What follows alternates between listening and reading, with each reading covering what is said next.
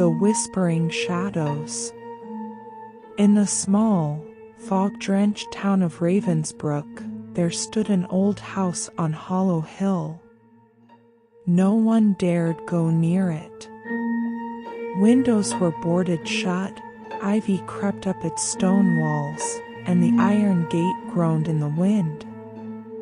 The townsfolk whispered stories of strange lights flickering at night and voices echoing in the fog. But to 17-year-old Clara Everly, the house was just that, a house. Clara had always been curious, the kind of girl who read too many mystery novels and believed every puzzle had a solution. So, when she found an old brass key tucked inside a dusty book in her grandmother's attic, engraved with the initials EH, she knew it had to mean something. Her grandmother, Margaret Everly, had grown quiet and distant over the years, especially when asked about family history. "Some doors are best left closed," she would say, her eyes darkening. But Clara couldn't let it go. After days of research in the town's library, Clara stumbled upon an old newspaper clipping. Eleanor Holloway disappears, 1953. The article spoke of a young woman, Eleanor Holloway, last seen entering the very house on Hollow Hill. She was never found. Clara's heart raced. E.H. Eleanor Holloway. Could the key belong to her? On a foggy evening, Clara slipped past the rusted gate and approached the house. The air was thick and still. Every creak of the old floorboards beneath her feet echoed in the silence. The key felt cold in her hand as she explored the dark halls. Faded portraits of unsmiling faces lined the walls, their eyes seeming to follow her. Then she found it, a door in the far corner of the house, hidden behind a torn curtain. Its lock was ancient, matching the key perfectly. Clara hesitated, then turned the key. Click. The door creaked open to reveal a spiral staircase leading down into darkness. With only a flickering lantern, Clara descended.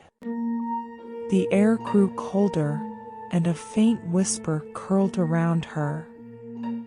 It was so soft she thought it might be the wind. Clara. She froze. Who's there? Silence. But as she reached the bottom, she found herself in a dusty study filled with books and yellowed papers. On the desk was a diary, its cover worn thin.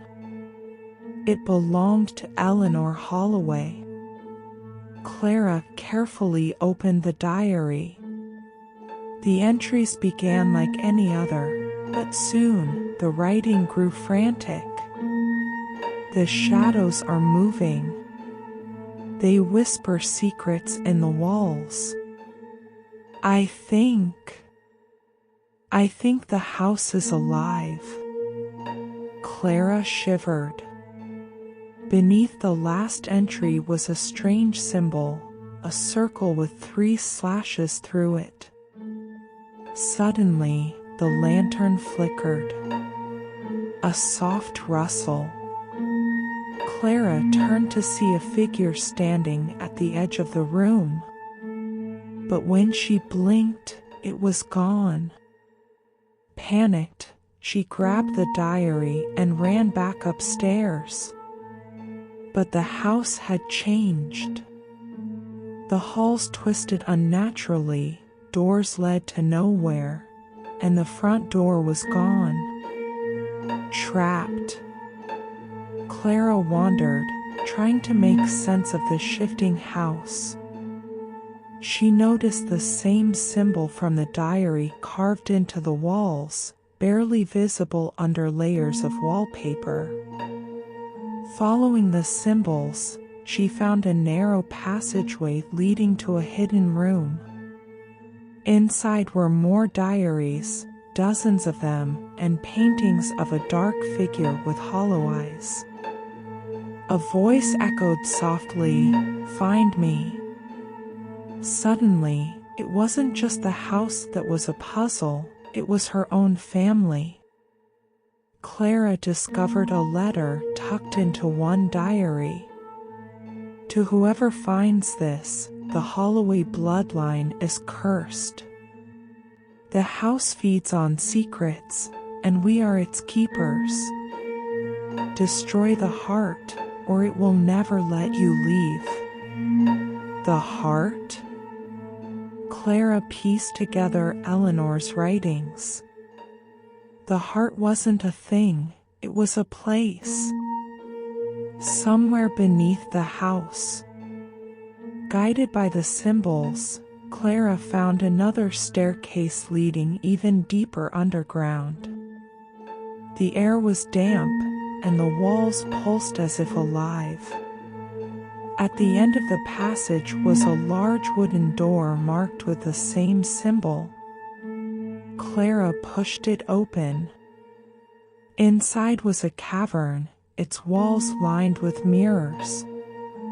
In the center, a dark mass twisted and breathed, a heart beating slowly. Reflections in the mirrors showed not Clara but Eleanor, trapped, whispering, "Set me free."